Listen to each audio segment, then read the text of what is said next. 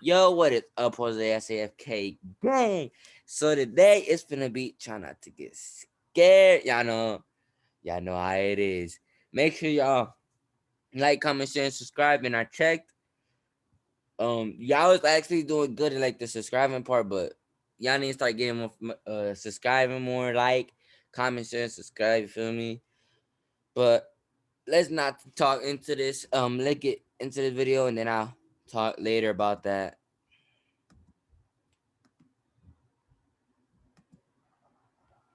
Best intro I've heard of the century, bro. Thank you, bro. I'm lying. That was. I mean, that was not bad. I should really punch you in your mouth when I see you. In a house sort of out in the country. There's not a lot of people that live in my neighborhood, and the houses are You might have a small. new intro coming out, Jose. I like it because I'm into wildlife, and I have a decent sized woods on my property. One night at about 10 p.m., I was stepping out into my deck to get something, and I heard some noises coming from just inside the woods. I see deer a lot, but these noises sounded like something bigger. Still, I assumed it was probably just a deer, but I thought that it might be a bear. I stepped out farther onto my deck and looked out to the entrance of the woods, which is about 50 feet away. It was dark out Okay, there. yeah, I will be right back. This video is not what I thought it would be. It is booty cheek, just like Jose. I'm down, bro. You just cuss. I'm Alright, cussing him y'all, I am back. with another big booty banger. Hey, chill, bruh. Hey, there's nothing. We're not gonna get copyright off of that, bro. Come on, man. At least I won't. You know how many times I've started my intro like that, bro? That's you. This is a family channel, you When dig? I was a kid, my Let's parents would get. sometimes bring me How to you Shut my doubted? up. aunt and uncle's place to stay for the weekend. Mainly, I'd spend time playing with my two cousins who were around the same age as me. They lived on a small farm with plenty of open space, and we could run around doing pretty much whatever we wanted. If we thought we could get away with it, the three of us would sometimes cross over to the neighboring farm about half a mile away. It had been abandoned for decades, with a scattering of derelict buildings and other structures still standing on the property, just begging to be explored. This was, of course, a gold mine for three adventurous young boys such as ourselves, especially after my cousins told me stories about the deaths that took place in the house. It was pretty classic fare. Man goes crazy, axe murders his entire family, hangs himself, returns every night as an angry spirit looking for new victims. Good, grisly stuff. Even at that age, I knew they were probably making it up, or at least embellishing old rumors. But seeing as how the setting lent itself so well to such tales, I allowed myself to buy into it. One afternoon, we decided to play hide and seek. When it was my turn to hide, I ran off for a flimsy brown barn that had living quarters on top and climbed the stairs looking for a good spot. There was still furniture inside, and personal belongings lay scattered across the floor. I maneuvered over broken dishes, tattered clothes, and crumbling books, eventually coming to a small room with a closet. Jackpot. There were even long black dresses still hanging on the rod that I could hide behind. I stepped inside and managed to force shut the folding door. My only illumination was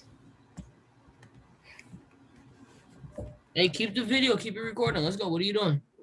the slit of sunlight that shone through the crack in the door from a nearby window. I crouched down with knees tucked into chest and waited. Some time passed, and there was still no sign of my seekers. I waited some more, debating if and when I should give myself up. After nearly an hour, this was starting to get boring.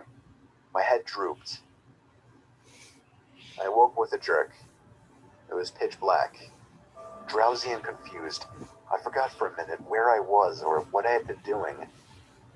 As it came back to me, the realization that it was now nighttime and that I had been abandoned here filled me with sinking dread in the pit of my stomach. I tried to get up, but a sudden cramp in my calf kept me grounded.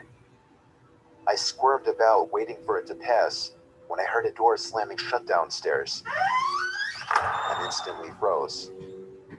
One of my cousins? There was a brief period of silence, then footsteps at the bottom of the stairs. But not just footsteps, a thud too. After every other step, these weren't the footfalls of a child. They were slow, heavy, deliberate. I held my breath, praying they would go away. They did not. The noises continued to ascend.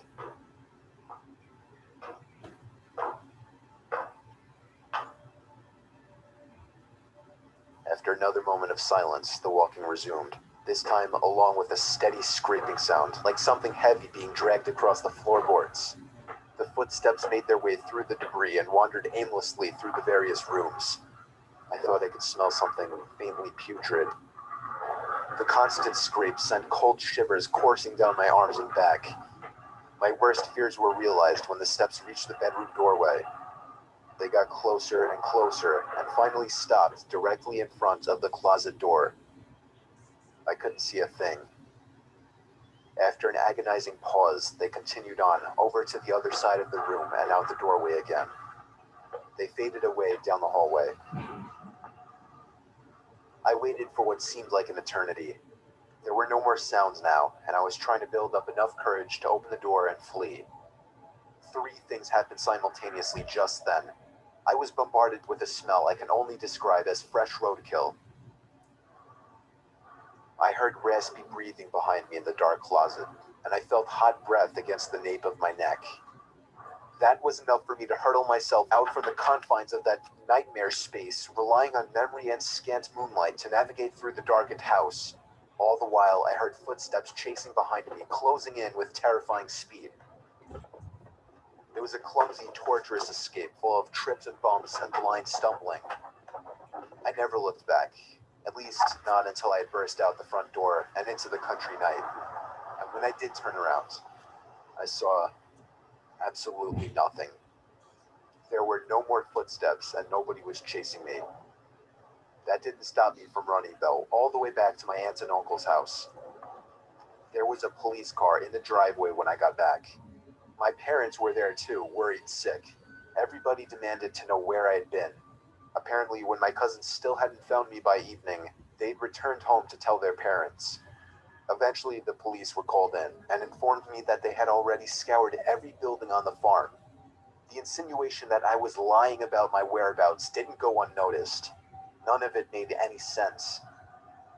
It wasn't until years later that one of my cousins filled in a final piece of the story. He and his brothers had spent hours searching for me like they said, but the part they didn't tell anyone was that they thought they spotted me in the window of the bedroom I was hiding in. And when they got closer, they saw that it wasn't me. A young boy neither of them recognized was smiling and waving down at them and gesturing for them to come upstairs.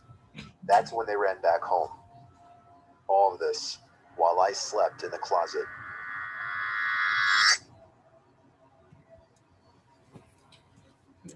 Alright, y'all, we'll be back with another one real soon. And enjoy. Y'all be back. The world's most advanced website design platform.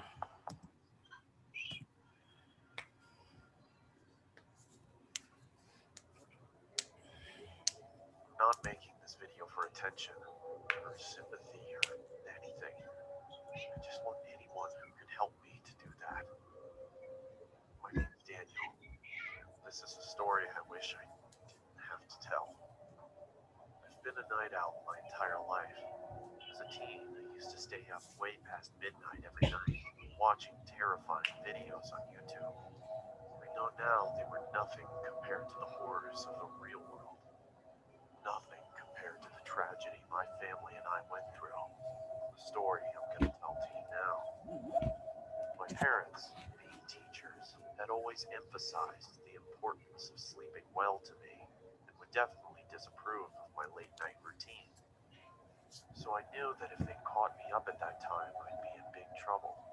At first, this wasn't a problem, but after I told them about a child predator in our neighborhood that I'd seen in one of my videos, they seemed to grow more and more paranoid, which was obviously understandable. Every night, I'd hear one of them wandering into my room, checking on me, and every night, I'd immediately turn off my light and pretend to be asleep. I never knew for sure if it was my mom or dad coming in, since obviously if I opened my eyes to see, they'd know I was awake.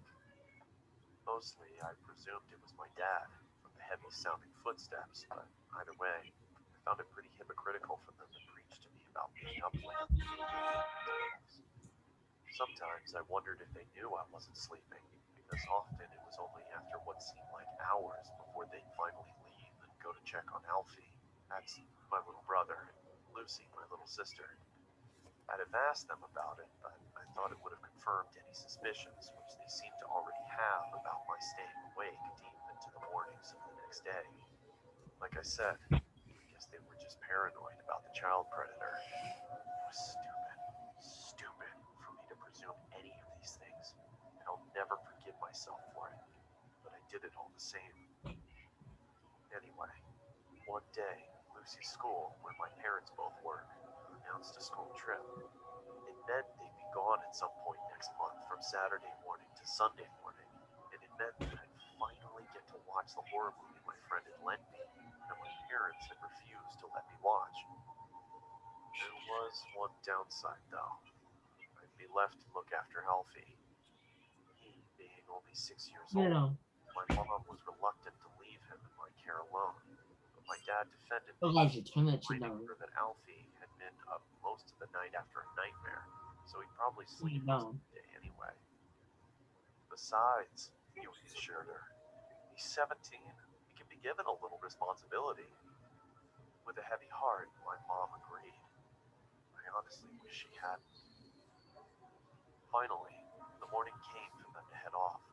It took longer than expected because my sister said some of her favorite toy dolls had been stolen. But eventually, my mom persuaded her that they were probably just lost and told me to look for them whilst they were gone. I begrudgingly agreed, and soon they were ready to go.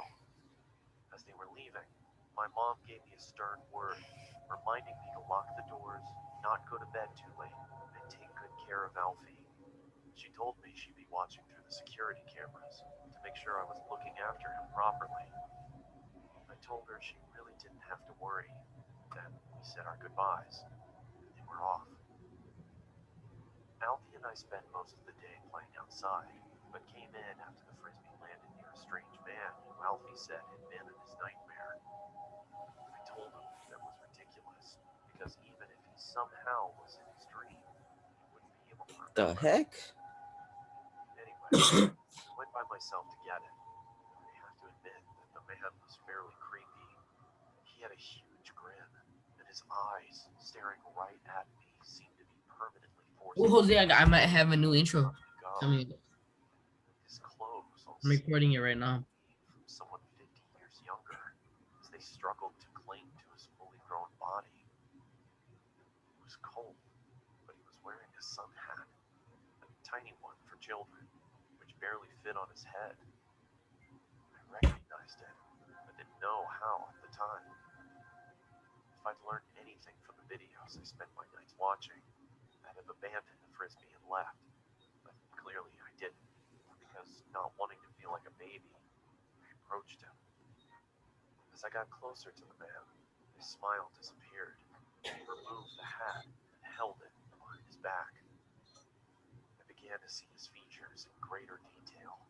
He looked tired. He was pale and his eyes were bloodshot and had huge gaping bags under them. And the entire time it took me to get to him, the man didn't move an inch, other than the odd blink. Not even his eyes shifted. At this stage, I was getting uneasy. I just wanted to get it and leave. Hi, can I have my frisbee back, please? Thanks. The thought of that conversation, if you Pretty can cool. call it a conversation, Yeah. still makes me shiver. I locked the front door as soon as we got home. We were both a bit shaken, and Alfie looked tired, so I gave him some more food and put him to bed. It took him about 2 hours to fall asleep. He kept complaining that he'd have another nightmare about that man. I told him he wouldn't, but he wasn't convinced. I see him every night. He whispered to me, "Well, if you see him again, don't worry. I'll be here to fight him off." This seemed to settle him down, and soon he was fast asleep.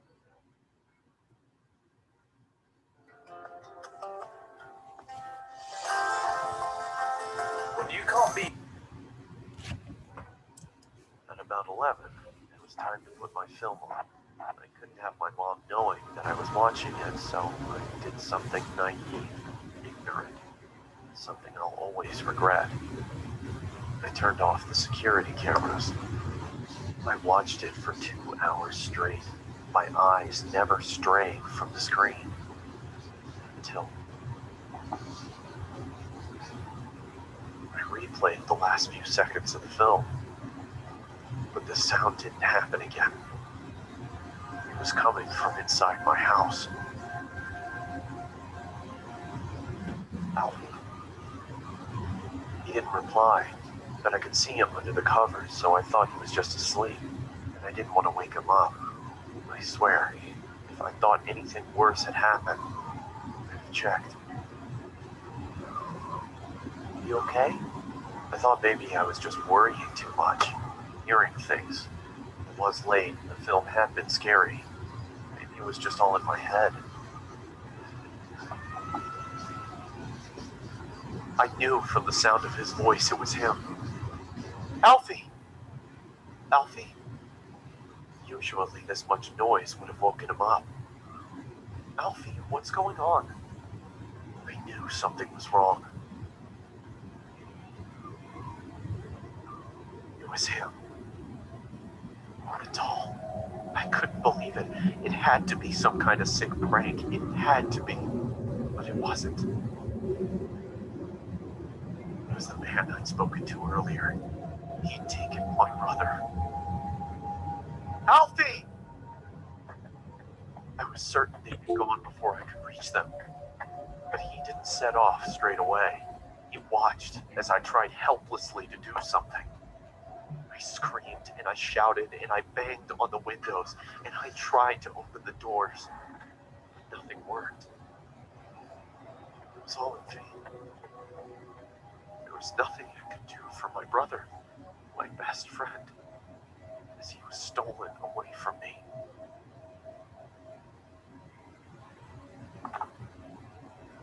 It was too late for the police to do anything. It was too late for anybody to do anything. He was gone, and in time, I'd have to come to accept that.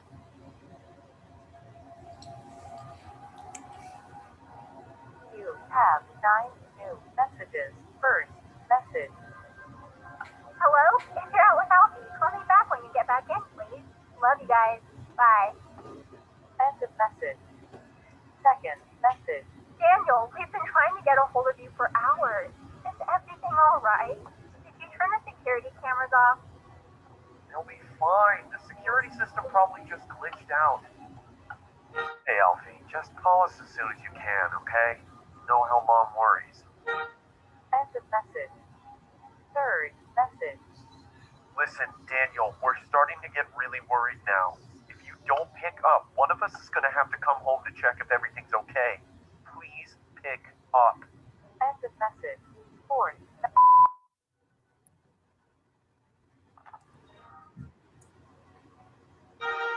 Oh, are you okay? Daniel! What's happened? Please answer. I couldn't bear to tell them. That was 7 years ago. I never found him. When I asked my parents if they'd seen anything at all of this man whilst they checked on us during the night, they looked at me, concerned and confused. What do you mean? They asked. I could only stare at them in horror. Every night, around 2, you come and check on Alfie and Lucy. See if we were sleeping. Daniel. They told me. No, he didn't. The police wanted security camera footage of the man. Man, if that ever happened to me, I would have broke the window, got him out, teared the dude up. How you just gonna let him take your brother like that? Stupid. Of course, there wasn't any. It automatically deletes any footage older than 24 hours, which meant I'd been mindless enough to stop it recording of the only night we could have seen him. You know, the strange thing is, I don't even know if I want Alfie to be alive. he is. God knows what that monster has done to him. Sorry if I've gone on too long, but the guilt's been killing me. I had to get it out somehow. I only tell it as a story because, well, people like stories, and I want as many people to hear this as possible. Alfie, if somehow you're watching, I love you. And I'm so, so sorry. Please don't lose hope. To the man who took you, it's not too Give me a second. I'll be right back. late. Sorry about Have that, any y'all. heart at all. And even if you don't, please, please let my little brother come home. To everybody else, if someone comes into your bedroom at night,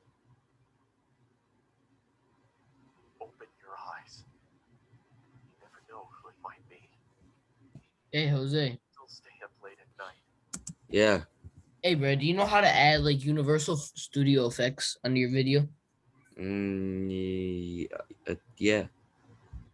All right, bro. And when you're done with your video, help me with this, bro. All right, I got you. It's not because I don't want to sleep. It's because I can't.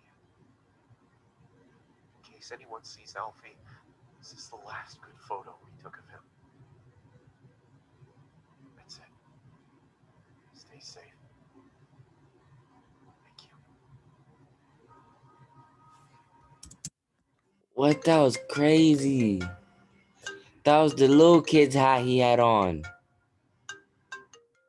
All right, y'all. Don't forget to like, comment, share, and subscribe, and hit that bell. Y'all know, if y'all have grandpa, mom, auntie, brothers, cousins, great aunts, make sure y'all to comment, share, subscribe. Tell them to share, comment, subscribe. Got their fun and do it. And have a nice day, y'all. See y'all in the next one.